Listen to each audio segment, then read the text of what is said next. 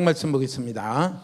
에베소서 3장 14절에서 19절 말씀 한번 같이 읽어보겠습니다. 요절을 18절인데 제가 18절이란 걸 안 적어놨네요. 알아서 이렇게 적으십시오. 에베소 3장 14절에서 19절인데 제가 읽겠습니다. 이러므로 내가 하늘과 땅에 있는 각 족속에게 이름을 주신 아버지 앞에 무릎을 꿇고 비노니 그의 영광의 풍성함을 따라 그의 성령으로 말미암아 너희 속사람을 능력으로 강건하게 하시오며 믿음으로 말미암아 그리스도께서 너희 마음에 계시게 하시었고 너희가 사랑 가운데서 뿌리가 박히고 터가 굳어져서 능히 모든 성도와 함께 지식에 넘치는 그리스도의 사랑을 알고 그 너비와 길이와 높이와 깊이가 어떠함을 깨달아 하나님의 모든 충만하신 것으로 너희에게 충만하게 하시기를 구하노라. 아멘. 잠깐요. 이걸 잊어버렸네요. 지난주에 우리 암송대 하신 분, 이렇게 나와주시면 좋겠어요. 김경환 성도님.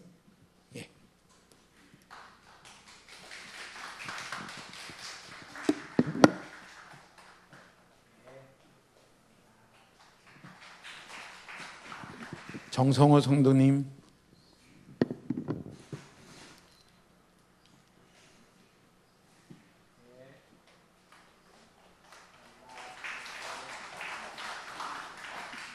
이은숙 사모님,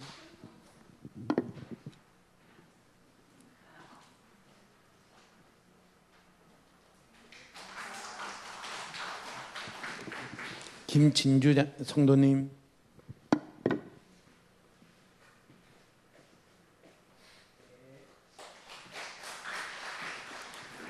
임미진 성도님,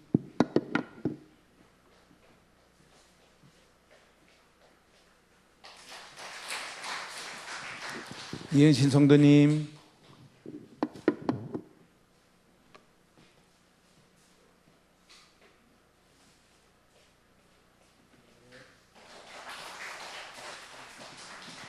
이정희 성도님,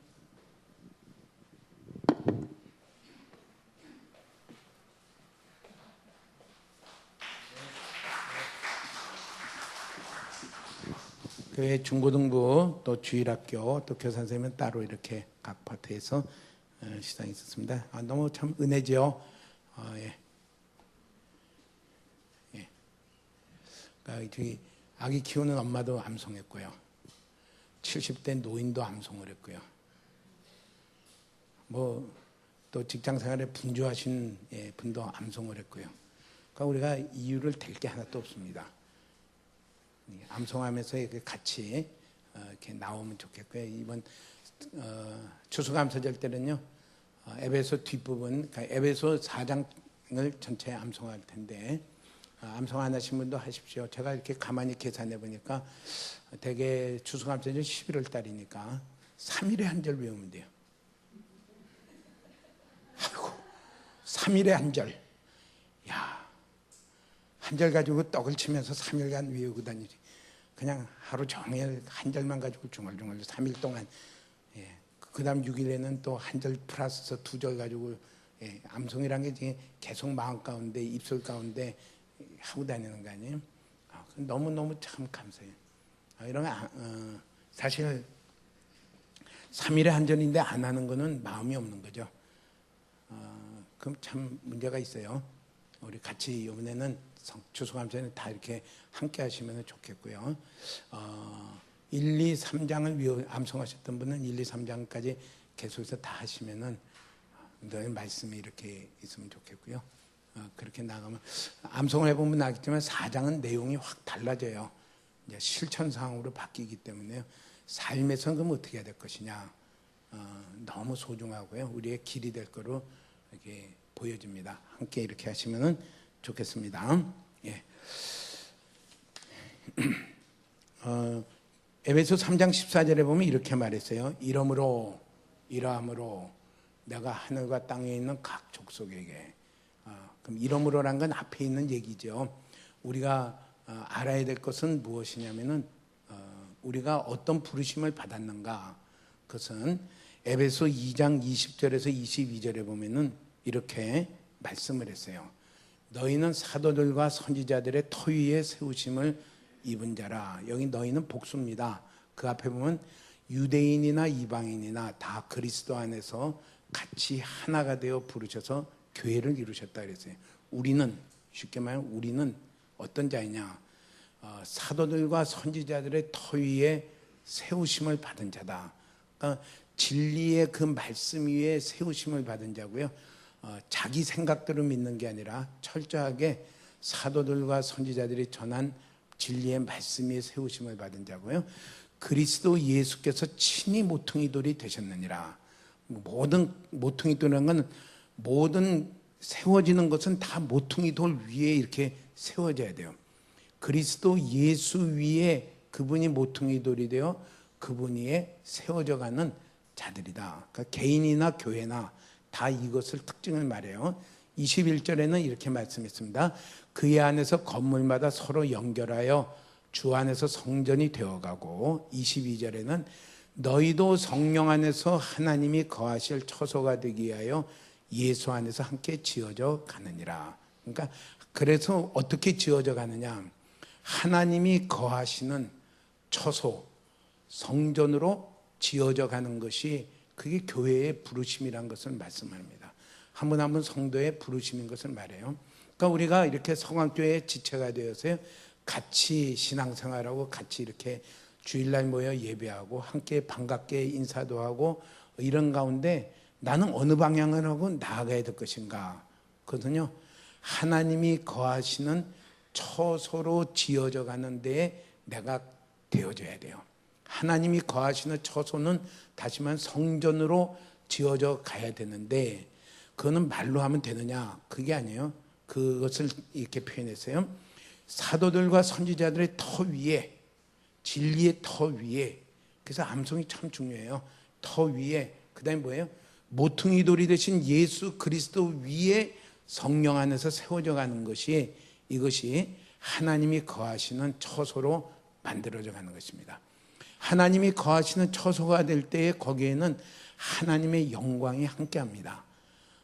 출애굽기 29장 42절에 보면요, 하나님이 회막에 나와서 그들이 하나님 앞에 나와 예배를 드릴 때마다 하나님이 그곳에 함께 하심으로 말미암아 그 자리가 거룩하게 되어지고 영광스럽게 되어졌다 했어요. 그러니까 하나님이 우리 가운데 거하시는 그 교회와 그 교회에 지체된 우리 성도님들이 되면은 거기에는 당연히 하나님의 영광이 함께하고요, 이로 말미암아 다른 사람들로 하여금 하나님의 은혜를 알게 하고요, 이렇게 되므로 우리가 주님이 다시 오실 때에 영광 가운데 참 모습을 바라보며 서게 되는 그 일을 위하여 우리들이 부르심을 받았고 이 자리에 함께 모였다는 것을 에베소 2장 20절에는 말씀을 합니다. 이 소망이 우리 가운데 견고하게 붙어 있기를 바랍니다.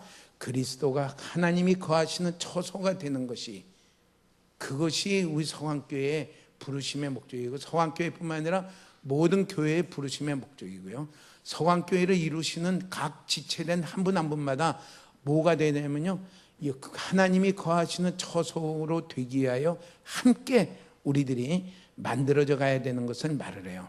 그러면은 이것을 위해서, 이것을 말을 하면서 사도 바울이 뭐라고 하냐면, 이러므로, 이런 부르심 가운데 우리가 있음으로 말미암아 사도 바울이 한 것은 무엇이냐면요, 3장 15절에 보니까 그렇게 말을 해요. 이름을 주신 아버지 앞에 무릎을 꿇고 비노니.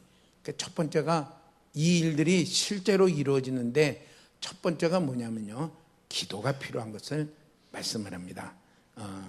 기도하는 것이 이렇게 중요해요. 기도하는 것이요.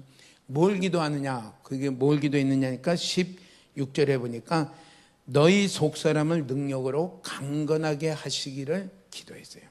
우리 자기 자신을 위해 기도하시죠? 기도하세요. 꼭 기도하세요. 저절로 되는 게 없어요. 뭘 기도해야 돼요? 첫 번째, 이런 부르심 가운데 하나님이 거하시는 거룩한 처소로 부르심 가운데 내가 있는 것을 알고요, 이게 저절로 돼요? 안 돼요. 그래서 뭘 기도해야 되냐면요, 하나님 내 속사람을 강건하게 해주세요. 하나님은 근데 그 기도를요 간절하게 기도했다 그랬어요. 속사람을 강건하게 해주세요. 속사람이 그 어떤 사람이냐면 로마서 7장 22절에 7장 22절인데 제가 하다 보니까 8장으로 썼어요. 7장 22절에는 뭐라고 말했냐면요, 내 속사람으로는 하나님의 법을 즐거워하느니라. 속사람의 특징은 뭐냐면요, 하나님의 법을 즐거워하는 사람이 그게 속사람입니다. 겉사람은 뭘 좋아해요?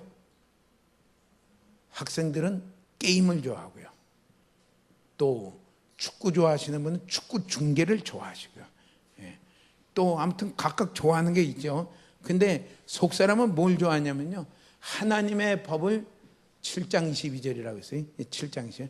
하나님의 법을 즐거워한다 이랬어요. 하나님의 법을 즐거워한다. 자, 하나님의 법을 즐거워한다는 건 뭐냐면요, 하나님의 법을 알기를 즐거워하고, 왜 즐거워한다는 거예요? 그 법에 자기를 복종시키는 것을 가르쳐서 속사람이다 이랬어요. 그러니까 내가 어떤 일, 우리 가지각색 일을 다 만나잖아요. 그 일들을 만날 때마다 속사람이 강건하다는 건 뭡니까?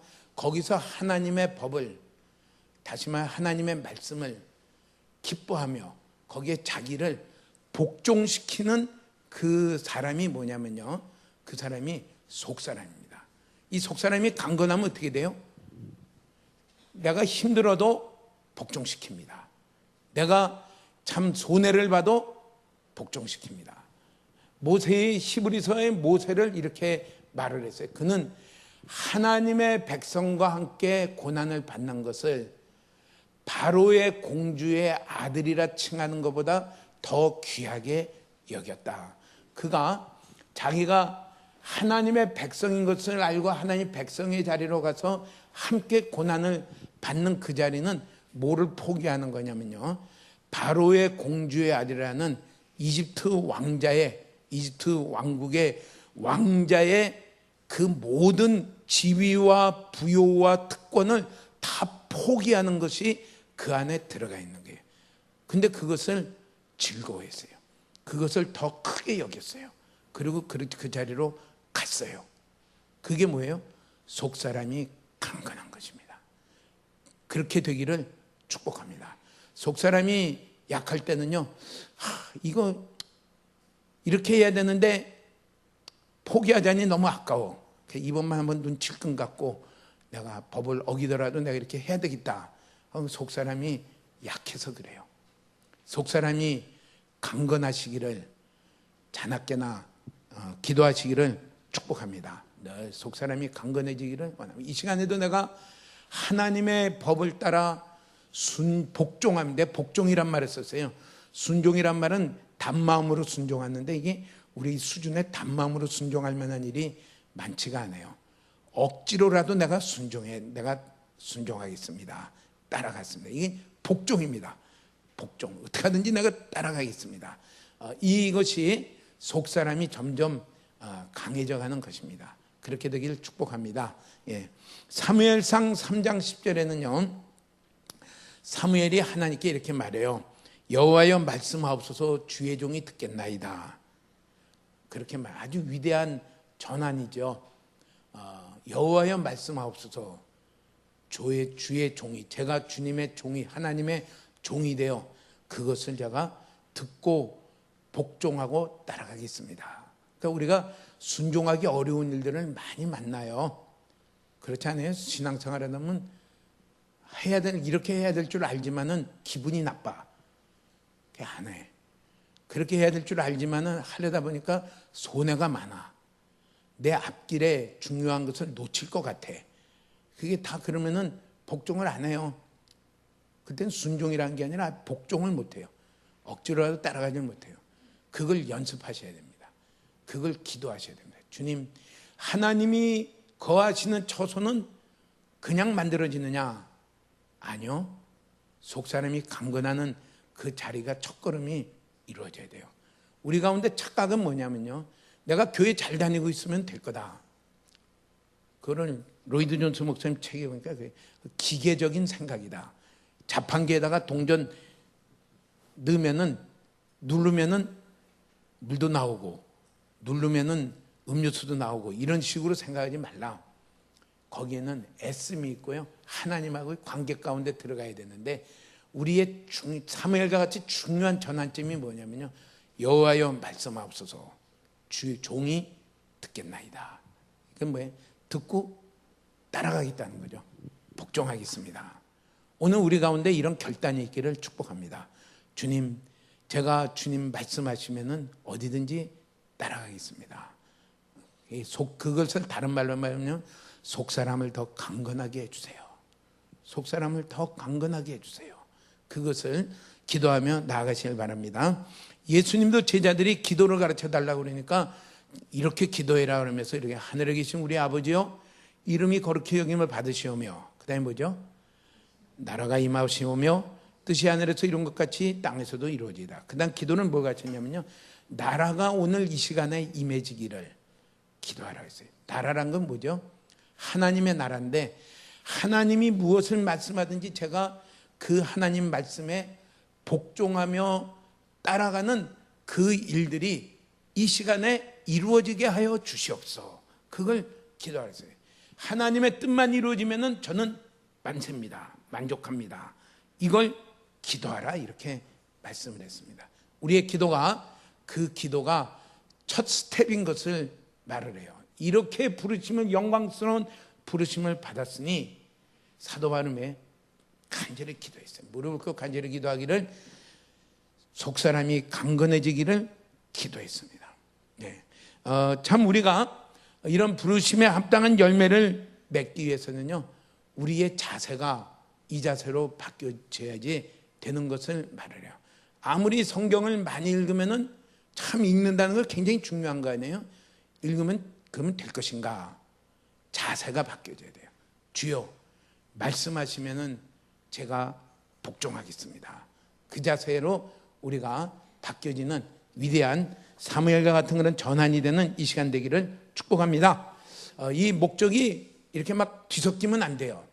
이게 어떻게 보면 유일한 목적이 돼야 돼요. 주여 말씀하시면 제가 복종하겠습니다.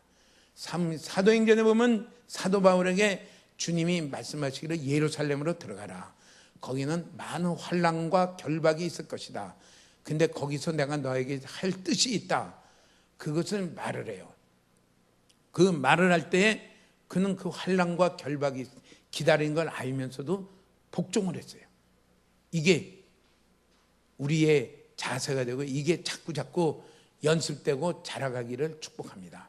그러니까 사실 기도하지 않으면은, 기도하는 시간을 가지지 않을 때는요, 기대할 게 없어요. 우리 힘이 뭐 힘이 있나요? 이사야서에는요, 코로 호흡하는 자는 그 수에 치지 말라. 그러니까 코로 호흡하는 게 인간들 아니에요. 인간들이 아무리 결단을 하고 으쌰으쌰 해도 그거 아무 힘이 없다. 주님의 도우심이 필요합니다. 은혜가 필요합니다. 그 은혜는 어떤 자에게 하나님이 은혜를 주시냐면요, 구하는 자에게 은혜를 주십니다. 기도하는 자에게 은혜를 주십니다.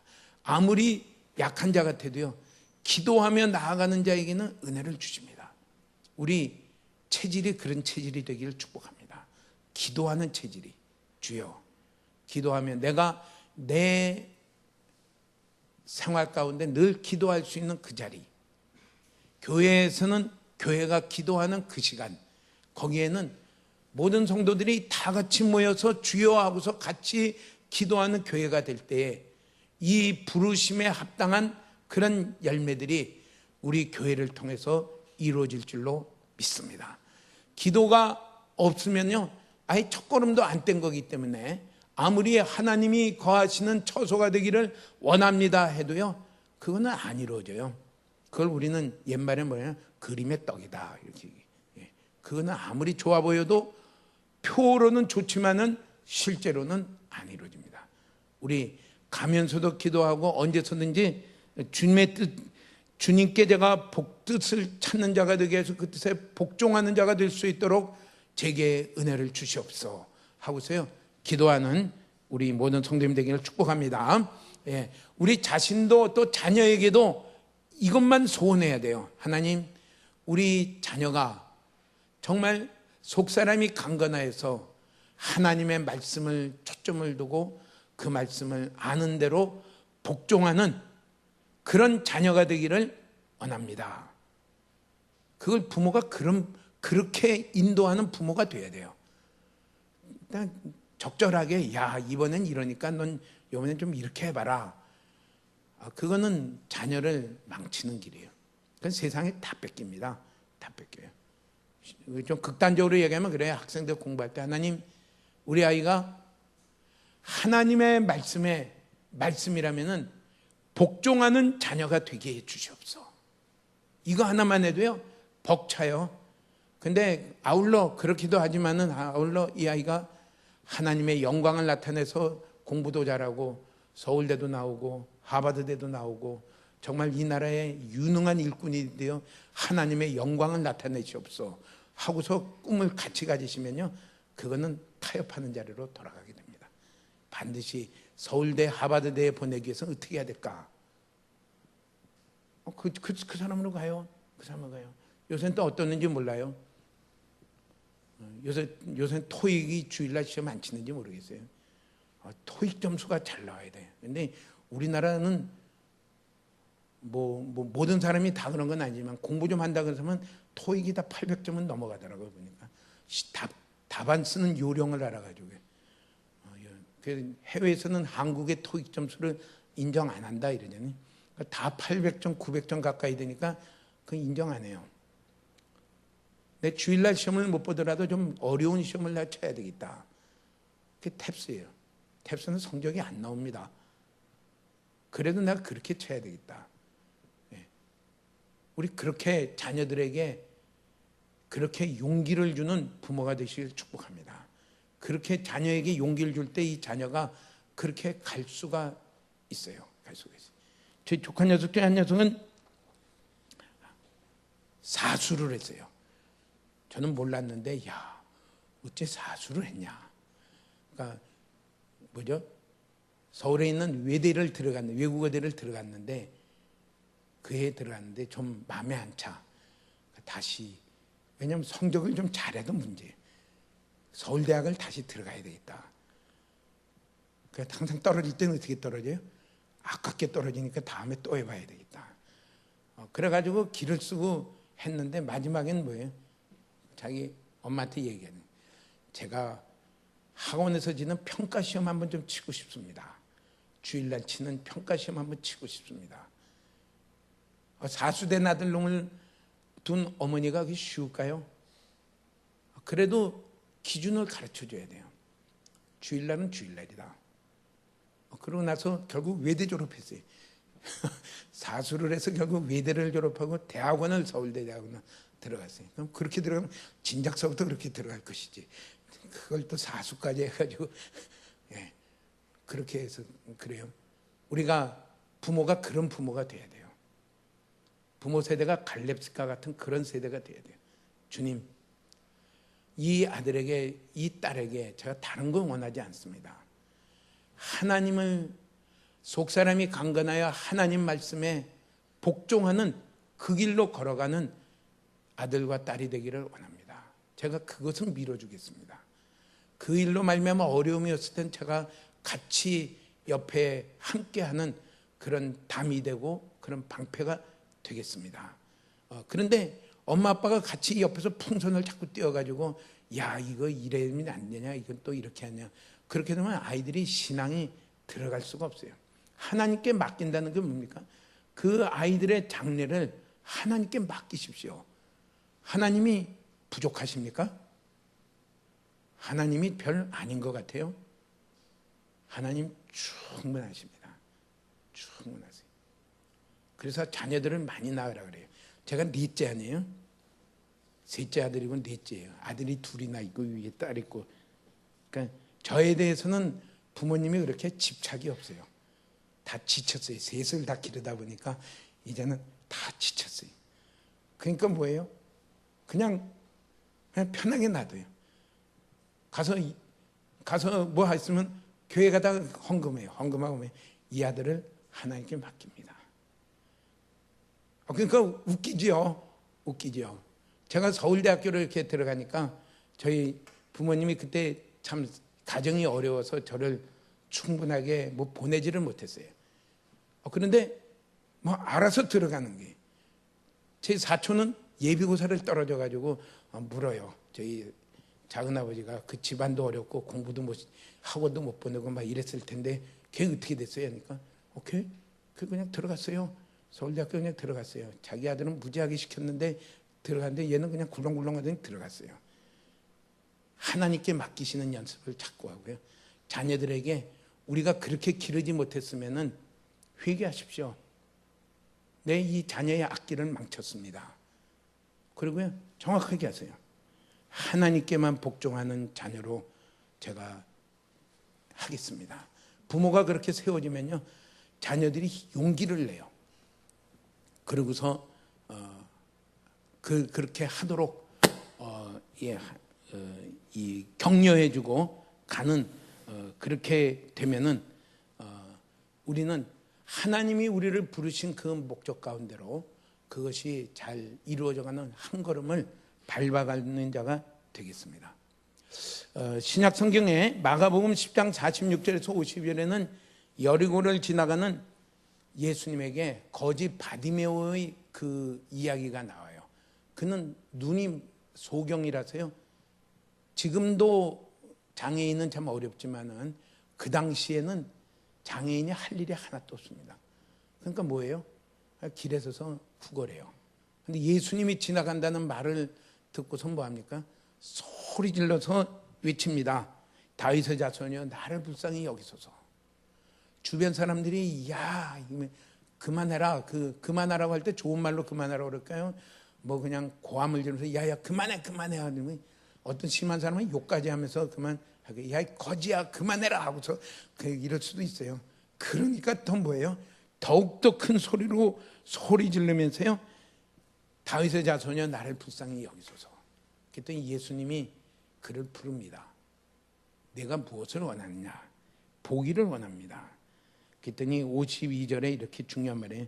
예수께서 이르시되 가라 내 믿음이 너를 구원하였느니라 하시니 그가 곧 보게 되어 예수를 길에서 따르니라. 이 기도의 중요성이에요. 주님을 향해 소리를 질러보십시오. 주여 나를 불쌍히 여기소서. 주여 주여 하면서요, 거기에 대해 부르짖으며 찾으며 나아가는, 거기에 우리 힘으로 되는 것이 아니라 모든 일은 주님이 은혜를 부어줘야 되는데, 어떤 자에게 주님이 은혜를 부어주냐면요, 소리질러 주님께 부르짖는, 외치는 그 사람에게 주님이 은혜를 부어주시는 것을 성경은 보여줍니다. 그러니까 기도라는 것이, 기도하는 그것을 한다는 게 얼마나 중요한지 몰라요.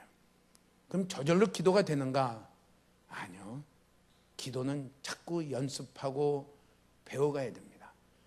그러니까 사무엘상 30장에 보면은 다윗이 가장 인생의 일대 위기를 만나게 됩니다. 시글락이라는 곳에서 그 위기를 만났을 때요, 그는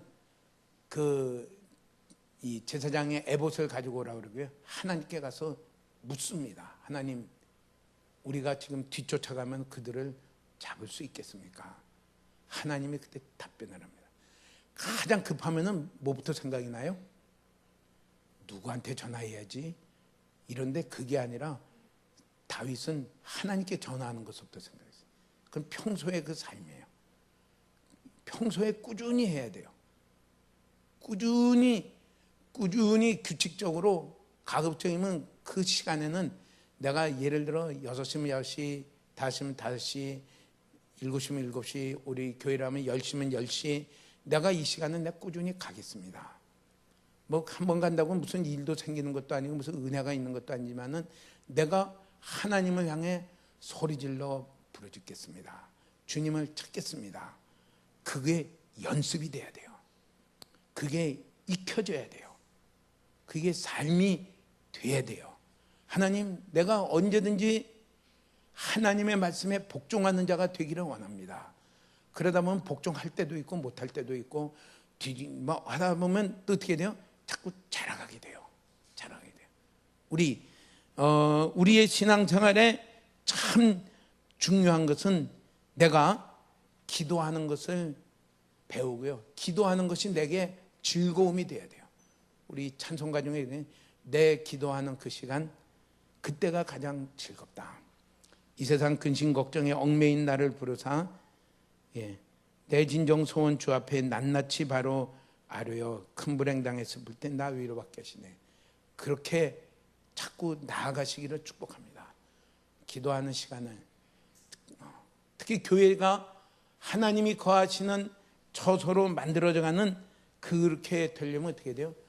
우리가 같이 모여 기도하는 시간이 늘 필요해요.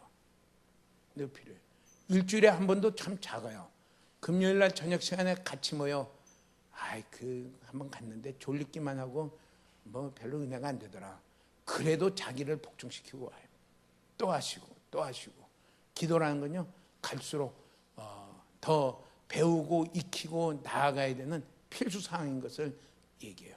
기도를 안 하면요, 기도해야 될 큰일이 닥쳐도 기도가 안 돼요. 갑자기 기도가 된다고요? 안 돼요.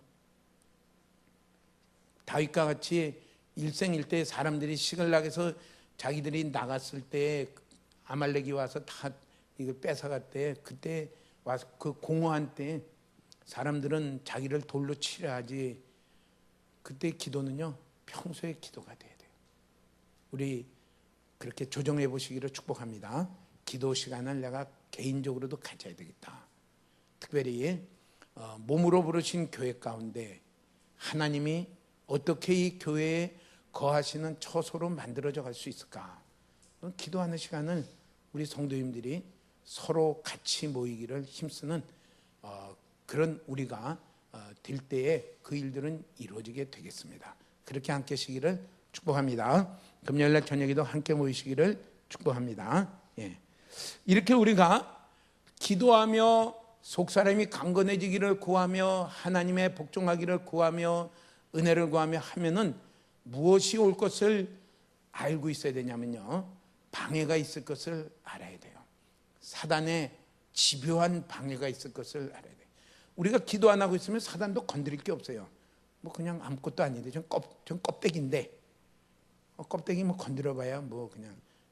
근데 우리가 차차차차 알곡이 되려고 막 하면요, 사단은 그렇게 하지 못하도록 집요하게 방해를 합니다. 그러니까 사단이 방해하는 것, 첫째는 예수를 믿지 못하게, 그리스도인이 되지 못하게, 구원받지 못하도록 방해하지만은 부르신 자들에게 그 일들이 이루어져요. 두 번째는 뭐예요? 자라가지 못하도록 항상 어린애같이 자기 이익만 쫓아다니는 그런 자로 있도록 방해합니다. 그걸 예측을 하고 있어야 돼요. 많은 방해가 있어가지고 그 기도의 자리에 주님을 찾는 그 자리로 나오지 못하도록 방해할 것인 것을 알고 그럴수록 더 은혜를 구하며 나아가야 돼요. 이러기 때문에 내가 못하겠다, 저러기 때문에 못하겠다. 그거는 결국은 뭐 합당한 사정 같지만은 중요한 이유는 뭐예요? 방해에 넘어졌구나, 공격에 화살에 맞았구나. 에베소 6장 12절에는 뭐냐면요, 우리의 씨름은 혈과 육을 상대하는 것이 아니요 통치자들과 권세들과 이 어두움의 세상 주관자들과 하늘에 있는 악의 영들을 상대함이라. 악한 영들이 이런 일 저런 일을 해서요, 그 자리로 우리로 더 자라가지 못하도록 방해하고 있어요. 방해에 무너지냐. 바디메오만 해도 그래요. 다윗의 자손 예수여 나를 불쌍히 여기소서 하니까 옆에 있는 사람들이요, 조용히 하라고 막 그냥 해요. 그랬더니 바디메오가 가만히 있냐? 그게 아니에요. 더욱 소리질러 외쳐 다윗의 자손 예수여 나를 불쌍히 여기소서. 우리 이렇게 소망하는 자리로 서시기를 축복합니다. 누가복음 4장 1절에는 예수님이 세례를 받으실, 침례를 받으실 때 성령이 비둘기같이 그에게 임하시며 성령으로 충만해졌을 때에 그가 돌아왔을 때 뭐냐면요, 성령에게 이끌려 광야에서 40일 동안 금식하며 시험을 받았어요. 잘 아는 대로요, 마귀가 예수님을 넘어뜨리기 위해서 시험을 3가지를 했어요. 첫째는 당면 문제 가지고 돌로 떡 만들어 먹으라고 했어요. 둘째는 성전 위에 띄어내서 너를 위해서 좀 영광되게 해보라 그랬어요. 세 번째는 세상의 모든 것을 줄 테니까 나에게 절하라 그랬어요. 예수님도 넘겨드리려고 시험하는데, 방해하고 공격하는데, 우리는 마귀가 우리가 주님을 따라가고 주님의 길로 따라가려고 할 때 가만히 있겠어요? 아주 공격해요. 어떻게 공격해요? 야, 네 문제가 이렇게 많이 있는데 지금 주님 찾고 주님의 길이면 네가 복종하고 그럴 수 있느냐? 야, 그건 네가 좀 되고 나서 할 일이지 하고서 해요. 자기 문제 가지고 막 해요. 네가 이렇게 되면 무슨 유익이 있니? 하고서 자기를 높이는 거 가지고 막 해요. 그렇게 한다고 네가 뭐 높아지는 게 있니? 세상의 것을 가지고 자꾸 해요. 우리에게 시험이 있고 공격이 있다는 것을 알고서 우리는 그럴수록 더 주님을 찾는 그 시간을 갖는 우리가 되시길 축복합니다. 루터는 종교개혁 하려고 개혁한 건 아니죠. 그는 천주교가 잘못된 것을 담대하게 외친 사람이죠. 이건 이래서는 안 되겠다.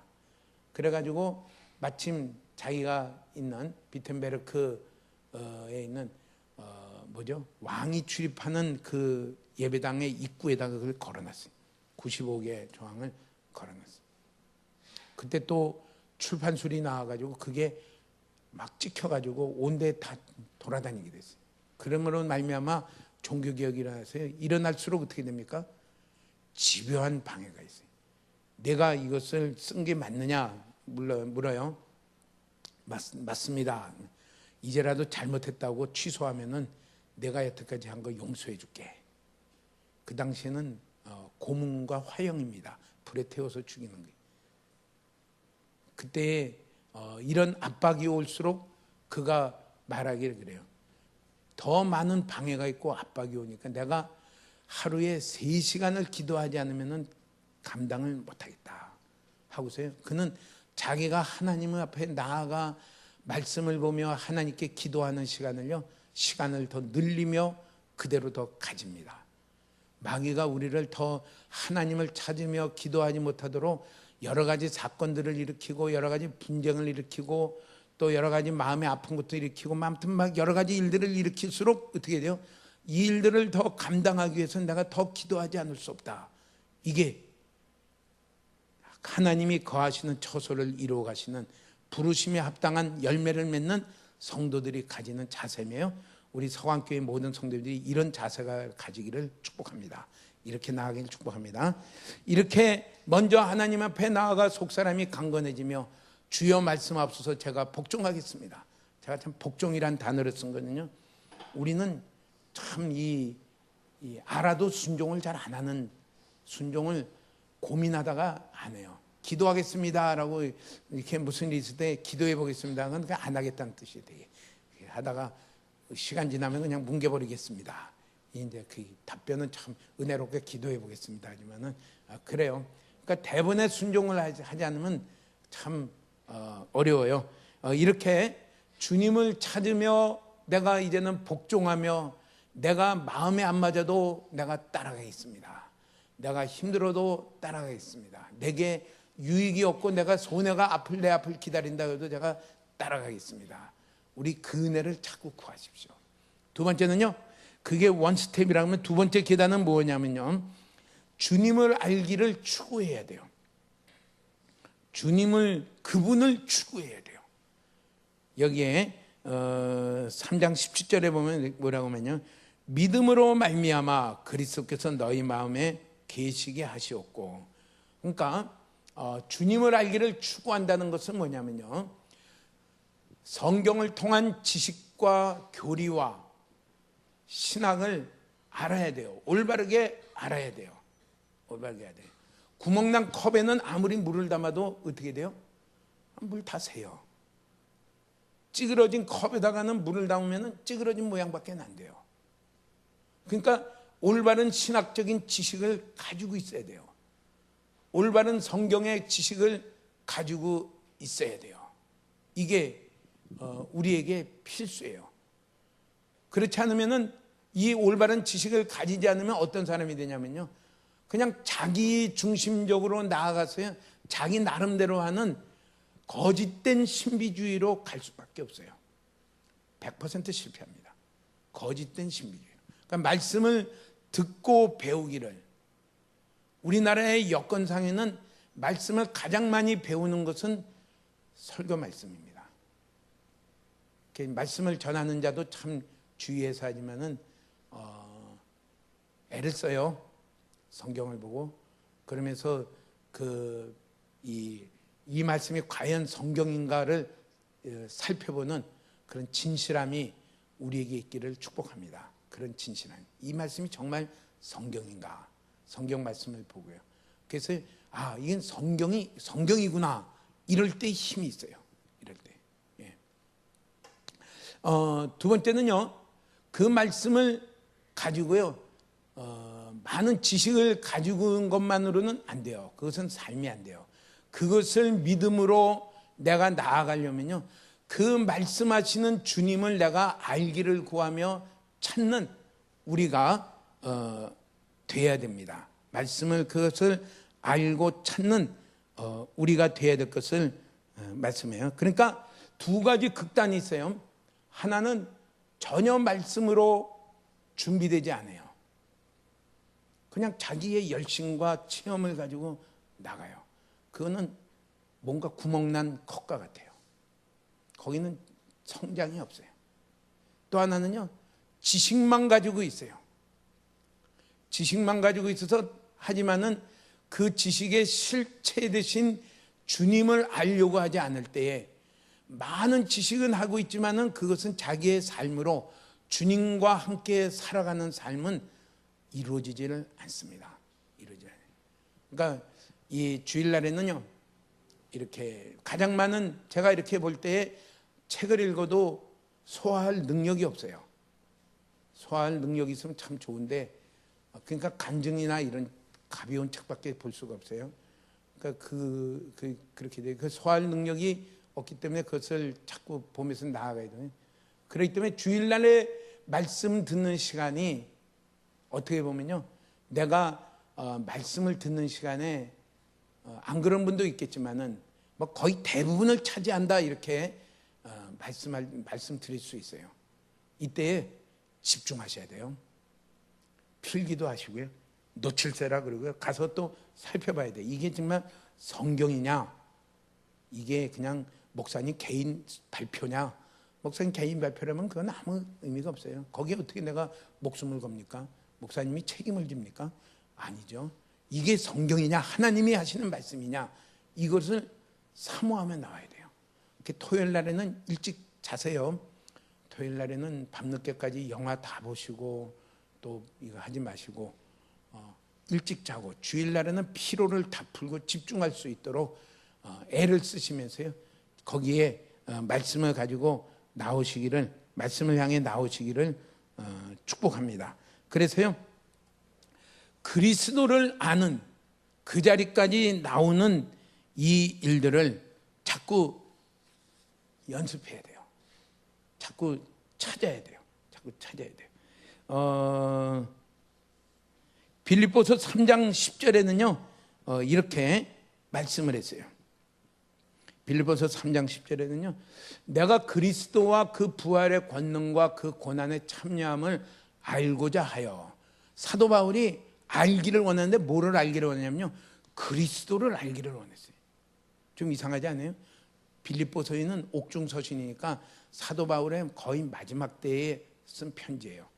그가 여전히 사모하는 건 뭐냐면요, 그리스도를 알기를 원합니다. 그는 많은 서신서를 쓴 사람이에요. 빌립보서 이 말씀을 하기 전에 그는 벌써 로마서도 썼고요, 그는 벌써 고린도 전후서도 썼고요, 갈라디아서도 썼고요. 그는 많은 서신서를 쓴 사람인데도 불구하고 여전히 뭐를 찾고자 하냐면요, 그리스도를 알고자 하기를 원했어요. 그 부활의 권능을 알기를 원했어요. 그가 지식으로는요 벌써 꿰고 있지만은 그 실체 되신 그리스도를 알기를 사모하며 나아간 것을 성경은 우리에게 말씀합니다. 우리가 말씀을 그냥 지식으로 끝나는 게 아니라 그 말씀하신 그리스도를 알기를 구하며 추구하는 그 자리로 서기를 축복합니다. 로이드 존스 목사님은 이 말씀을 강의하면서요, 특별히 이런 말씀을 했어요. 이거는 제가 참 소화하기가 좀 어려워서 그냥 한번 읽어드릴게요. 에베소서 강의 3권에 326쪽에 이렇게 말을 했어요. 저는 그것을 더욱더 간단하고 직접적인 방법으로 설명해 보겠습니다. 많은 그리스도인들은 주 예수 그리스도로 살아가는 것이 아니라 지폐에 의존하여 살아가고 있습니다. 이런 사람들은 혼란을 느끼거나 그들의 영적 체험에 있어서 불행을 느낄 것입니다. 그러면서도 성령께서 그들을 인도해 주시는 것으로 생각하는 것입니다. 그러나 우리가 여기서 말하는 것을 행하는 대신에, 그리고 주님에 대한 이 지식과 지식에 넘치는 주님에 대한 이 사랑을 추구하는 대신에 그들은 수많은 집회에 참석합니다. 그 집회에서 그들은 행복을 느끼게 되며 모두가 좋은 감정을 가지고 집에 돌아옵니다. 그러나 또다시 불행함을 느끼고 또 다른 집회에 참석하여 그 체험을 반복하게 됩니다. 그들은 자신들의 행복한 상태를 유지하기 위해서 어떤 집회 혹은 다른 집회에 참석하려고 일주일을 매일 밤 외출할 것입니다. 그러한 일은 그들이 집회에 의존해서 살아가고 있다는 것을 말해줍니다. 그것은 집회에서만 그런 것이 아닙니다. 책으로도 그런 일은 역시 일어날 수 있습니다. 저는 이것도 잘못된 것이라고 주장합니다. 책으로 어떤 간접적인 영적 생활은 살아가는 것은 가능한 것인데, 그것은 다음과 같은 방법으로 일어납니다. 불만과 혼란을 느끼며 우리의 영적 생활에 있어야 할 것이 없다는 것과, 게다가 보다 나은 어떤 것이 있음직하다는 걸 자각할 때에 우리는 어떤 책들, 예를 들면 어떤 성도의 정기나 그리스도인의 생활에 대한 좀 더 차원 높은 성취들을 다룬 어떤 책을 읽게 됩니다. 그리하여 우리는 크게 기뻐하며 감동을 받게 됩니다. 그리고 읽고 있는 책의 본질적 의미를 체험하지 못했을지라도 우리는 더욱 즐거워하며 좋아합니다. 우리가 그리스도를 의존하여 살아가는 대신에 책을 의존하여 살아가고 있음을 깨닫지 못한 채 우리는 여러 해를 이렇게 하는지도 모릅니다. 이렇게 된다면 우리는 어떤 집회에서는 들을 수 있고 책에서 읽을 수 있는 다른 사람의 체험으로만 살아가는 것이 됩니다. 그러면서도 우리 자신은 전혀 그러한 체험을 못하는 것입니다. 우리는 어떤 기분 좋은 감정을 느끼며 어떤 작은 체험을 체험하는 것으로 만족하며 주님 자신을 구하는 일을 계속하지 않게 됩니다. 이런 것들을 통하여 모든 은혜를 주시는 그분을 발견하려는 대신에 마치 그것들을 의존하여 살아갈 것처럼 우리는 은혜의 수단을 오용할 수도 있습니다. 이해가 되시나요? 그러니까 주일날 와서 은혜를 받고 이거구나 기쁨으로 갔지만은 그것으로만 끝난다면은 얼마 안 가 또 갈급할 것이다. 그러니까 또 어딘가 또 가야 돼. 또 가야 돼. 이렇게 가서 길을 받았으면 그 다음에 뭘 찾아야 돼요? 그리스도를 찾아야 돼요. 그분을 알려고 해야 돼요. 그분으로 그리스도로 더불어 그리스도와 함께 살아가려고 자기가 그리스도를 찾고 자기가 그분을 알고 그리스도와 함께 가려고 하는 그런 애씀과 노력이 없이 어디 가니까 정말 그때 은혜 받았어. 어느 책을 보니까 정말 은혜 받았어. 그래서 그런 사람은 결국 어떻게 되냐면요, 집회만 다니는 사람이 된다. 그리고 다니는 사람이 된다. 그냥 그런 간증책만 보는 그런 사람이 되며 성령님이 이 시간을 통해 내게 은혜를 주셔서 하고 참 기뻐하고 좋아하는 것 같지만 그분에게는 무엇이 안 이루어지냐면요, 그리스도와 함께 살아가는, 그리스도로 더불어 함께 살아가는 그 일들은 그분에게는 이루어지지 않기 때문에 은혜의 수단을 오용하는 그런 일들이 될 수 있다. 이것을 로이드 존스 목사님이 그 강에서에 그렇게 설교를 한 것을 이렇게 봅니다. 제가 옮기기가 참 그래서 그냥 직접 그것을 제가 한번 읽어드렸습니다. 우리는 그리스도를 찾는 자가 돼야 돼요. 집회에 가서 은혜로 만족하면요, 우리는 매번 그 자리로 가요. 내게는 그런 일이 안 일어나며 나는 그 은혜를 몹시 받았다고, 성령님이 오늘 내게 이런 일을 하셨어. 아니요, 그에게는 에베소서에 말씀하신 실제에 이르는 일은 안 일어납니다. 그리스도를 찾아야 된다. 요한일서 1장 3절에는 이렇게 말씀을 했습니다. 요한일서 1장 3절에는 우리가 보고 들은 바를 너희에게도 전하면 우리로 너희와 사귐이 있게 하려니니 우리의 사귐은 아버지와 그의 아들 예수 그리스도와 더불어 누림이라. 그러니까 사귀는 자리로 가야 되는데, 이 사귀는 자리는 내가 하나님을 알고 예수 그리스도를 알고 그와 함께 동행하며 함께하는 그것이 사귐이지, 내가 어떤 은혜를 받았다는 건 사귐이 아니에요. 내가 그걸 발판으로 해서 누구를 찾으러 가야 되냐면요, 그리스도를 알기를 구하며 하나님을 알기를 구하며 그분과 함께 동행하며 가는 자리로 갈 때에 그 일들이 우리 가운데 실제가 되는 것을 말씀을 합니다. 우리 그렇게 그리스도를 찾기를, 알기를 추구하는 그런 우리가 되시기를 축복합니다. 갈렙이라고 하는 사람은 상당히 두려운 환경에 있었어요. 갈렙의 이름이 뜻이 뭐 개라든가, 아무튼 신부는 유대 정통파가 아니에요. 그런데 그 갈렙이 가장 그 유대 지파의 털을 세우는 자가 되었어요. 그 털을 세웠다는 말은 뭐지만은 유다 지파가 어디를 차지하게 됐냐면요, 헤브론 땅을 차지하면서 아브라함과 이삭과 야곱이 묻힌 막벨라 굴이 있는 그 하나님이 주시겠다는 그 땅을 자기의 유업으로, 자기의 기업으로 받았어요. 그때까지 강한 지파는 어디냐면요, 에브라임 지파예요. 요셉의 아들 에브라임 지파가 그랬지만은 갈렙은 유대 지파를 받을 때, 그때 그렇게 준 이유가 뭐예요? 그가 정탐하러 간 땅을, 밟은 땅을 그 약속하기를 그들에게 주겠다 그랬어요. 그게 갈렙에게 준 것이에요. 결국은 그곳이 유다고요. 사마리아 에브라임이 있는 그곳은 다 멸망해서 지금은 없지만은 이스라엘을 뭘로 부르냐면 유다라고 부릅니다. 유대인이라고 부르고요. 유다. 그게 갈렙인데 신부는 그렇게 존귀한 사람이 아니었던 것 같아요. 그런데 그가 모든 사람들이 안악 자손들의 그 무기와 신장과 장비들을 보고 두려워하는 가운데 그런 건 말해요. 두려워하지 말라.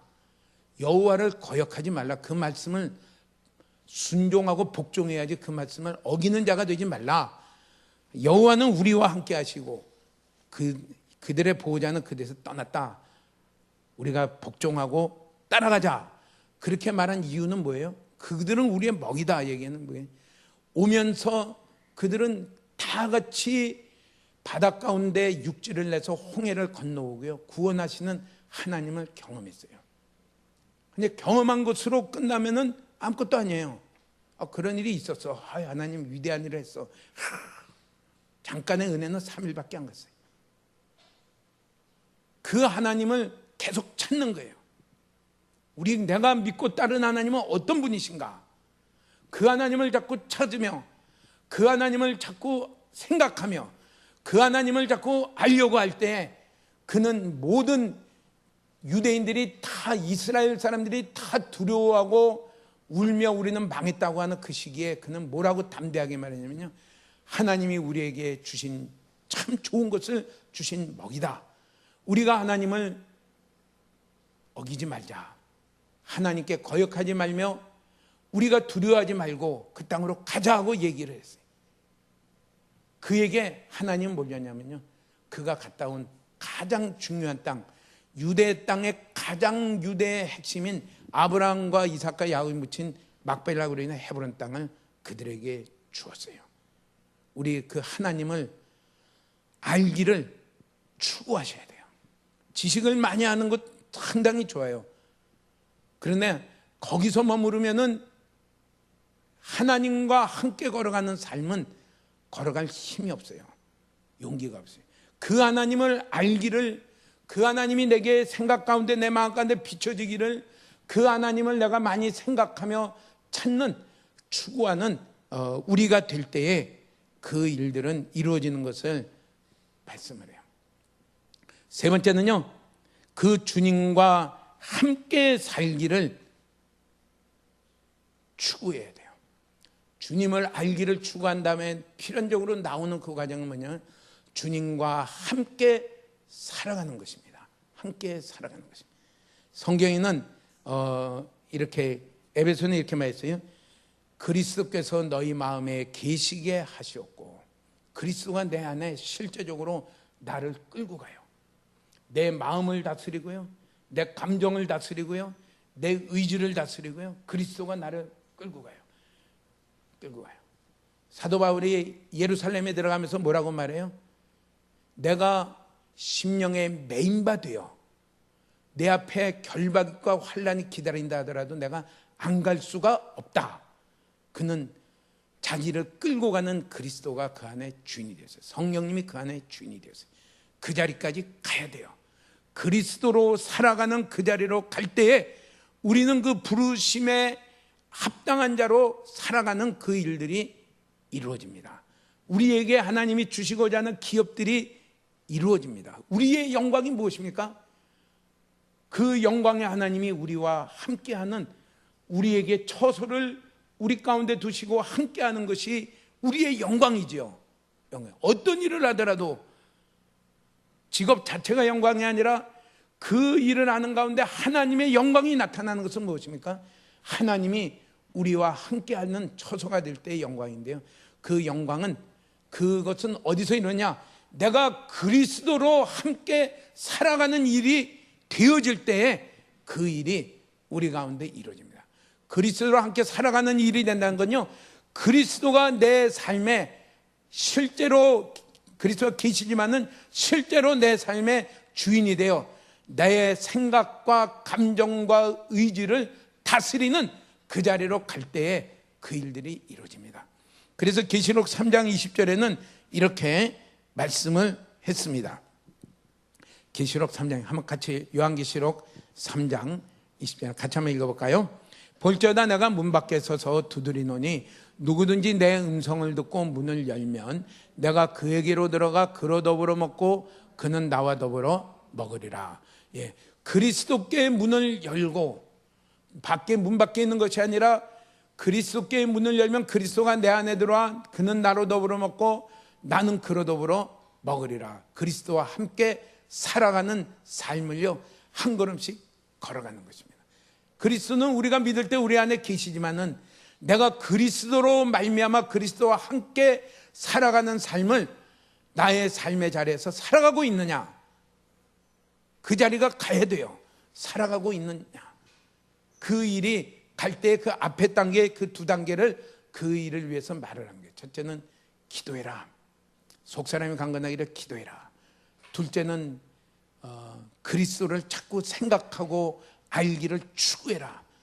갈렙과 같이 하나님이 어떤 분이란 것이 그 안에 인쳐 있듯이 그 안에 있을 때에 그는 그 모든 사람들이 두려워하는 데서도 두려워하지 말라 하고 외칠 수가 있고요, 그 자리로 갈 수 있는 그 자가 되었어요.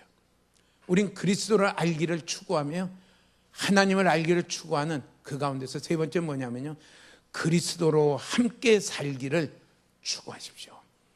우리에게 주신 모든 삶의 자리는요, 얼마나 보배로우냐면요, 그리스도와 함께 살아갈 수 있는 보배로운 자리입니다.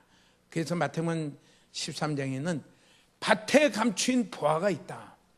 겉에 일은요, 안 돼도 관계없어요. 안 되라고 하는 건 아니고요, 잘 되고 안 되고는 그거는 관계없고, 정말 실제는 뭐냐, 그 자리에서 그리스도와 함께 살아가는 일들이에요. 고린도전서 6장 18절에서 20절에는 이렇게 말씀을 했습니다. 음행을 피하라. 사람이 범하는 죄마다 몸 밖에 있거냐 음행하는 자는 자기 몸에 죄를 범하냐. 음행하지 말라 이렇게 얘기했어요. 그러면서 그 이유를 19절 20절은 아주 독특하게 설명합니다. 한번 같이 읽어볼까요? 너희 몸은 너희가 하나님께로부터 받은 바 너희 가운데 계신 성령의 전인 줄을 알지 못하느냐. 너희는 너희 자신의 것이 아니라, 뭐라고 했냐면 너희 안에 계신 너희 안에 성령님이 거하시고 계시고 너희 몸은 성령님이 계시는 집이다, 전이다. 그렇기 때문에 너희 몸은 너희 자신의 것으로 알고 함부로 음행하는 자가 되지 마라. 20절에는 이렇게 말을 했습니다. 값으로 산 것이 되었으니 그런즉 너희 몸으로 하나님께 영광을 돌리라. 음행하지 말라 이렇게 하면서요, 그 음행은 죄다 하고 이렇게 말한 그 다음에서 넘어가면서 설명한 게 뭐냐면요, 너희 안에 성령님이 거하고 계신다. 너희 몸은 그냥 몸이 아니다.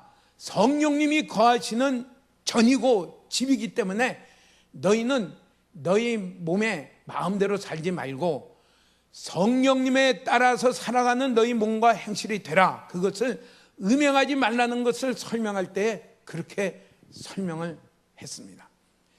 다시 말하면요, 우리 안에 그리스도가 계시고 성령님이 계시고 나는 성령님이 계시는 전이기 때문에 어찌 내가 내 마음대로 죄를 지으며 살 수 있을까? 살 수 있으리요. 나는 절대로 죄를 지을 수 없습니다. 이게 그리스도가 그 마음 가운데 계시는 것이며 그리스도와 함께 걸어가는 삶인 것을 말씀을 합니다. 오늘 우리 그 자리로요, 우리의 몸과 우리의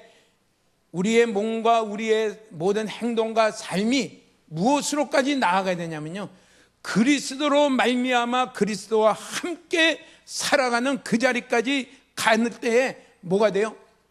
그리스도가 하나님이 거하시는 거룩한 처소로 우리는 준비되고 만들어져 가는 것입니다. 우리 그런 소망과 그런 기업이 있는 가운데 우리가 여기에 소망을 두고 적극적으로 그리스도를 찾는 우리가 되시기를 축복합니다. 성구 한 가지만 말씀을 드리겠습니다. 시편 42편 1절에서 2절에는 이렇게 말씀을 했습니다. 하나님이여 사슴이 시냇물을 찾기에 갈급함같이 내 영혼이 주를 찾기에 갈급하나이다. 내 영혼이 하나님 곧 살아계신 하나님을 갈망하나니 내가 어느 때에 나가서 하나님의 얼굴을 배울까. 그 하나님을 찾기를, 추구하기를 갈급하십시오. 그러면서 어떻게 됩니까? 그 하나님으로 더불어 살아가는 자리로 한 걸음씩 나아가는, 실제로 그리스도로 살아가는 우리가 되시기를 축복합니다. 거기에 그리스도의 사랑이 부어질 것을 우리에게 말씀합니다. 아멘. 우리 다 같이 찬양하겠습니다.